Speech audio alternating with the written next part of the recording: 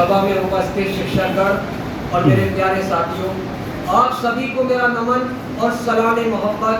मैं बिना तमहीद के अपनी बात की इब्तिदा यहाँ से करता हूँ कि अगर हमने गांधी जी के ग्राम स्वराज और आत्मनिर्भरता के सिद्धांत को अपना लिया होता तो आज इस बात पर चर्चा करने की आवश्यकता न होती कि भारत को आत्मनिर्भर देश कैसे बनाया जाए। एपीजे अब्दुल कलाम की किताब India 2020 a vision for the new millennium में दर्ज 2020 तक भारत को आत्मनिर्भर राष्ट्र बनाने के रोड मैप पर अगर हमने अमल किया होता तो आज भारत सिर्फ भारत न होता बल्कि आत्मनिर्भर भारत बन जाता। अब सवाल ये आता है कि भारत को आत्मनिर्भर देश कैसे बनाया जाए। मैंने अपने समाज में देखा है कि बहुत से लोग विदेश में जाते हैं और जब विदेश से वापस आते हैं तो अपने साथ कुछ लेकर आते हैं अपने लोगों के लिए, और वो लोग जब उन विदेशी वस्तुओं का इस्तेमाल करते हैं तो बड़े फख्र के साथ, बड़ी शान के साथ उस विदेशी वस्तु की तारीफ करते हुए नजर आते हैं। लेकिन वहीं जब वो भारतीय वस्तुओं को खरीदते हैं तो उसमें 10 कमियां उनको नजर आती हैं।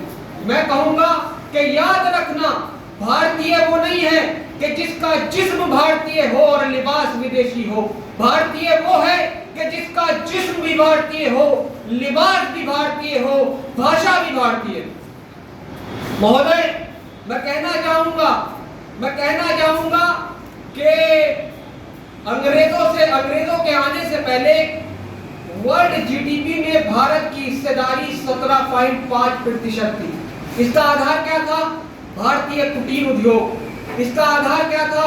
भारतीय लघु उद्योग। लेकिन आज हमारे देश में बड़े बड़े उद्योग स्थापित हो गए हैं, लेकिन उसके बावजूद भी आज विश्व सकल घरेलू उत्पाद में भारत की हिस्सेदारी मात्र 3.3% की। मैं ये बताना चाहता हूं कि कुटीर उद्योग, लघु उद्योग और छोटे कारीगरों, छोटे कामगारों को प्रोत्साहित किए बिना भारत आत्मनिर्भर नहीं बन सकता। हमारे देश में 2 किस्म के लोग पाए जाते हैं। एक जिनको कुछ नहीं पता, एक वो हैं जिनको बहुत कुछ पता है।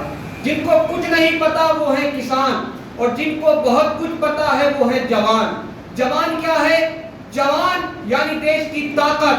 जवान एक नई सोच को कहते हैं। इसीलिए मैं देश के प्रत्येक जवान से यही कहना चाहता हूं कि अपनी नई सोच के जरिए से नई तकनीकों का निर्माण करो, और दूसरी तरफ किसान इसी तकनीक का इस्तेमाल करके अधिक से अधिक उत्पादन करे।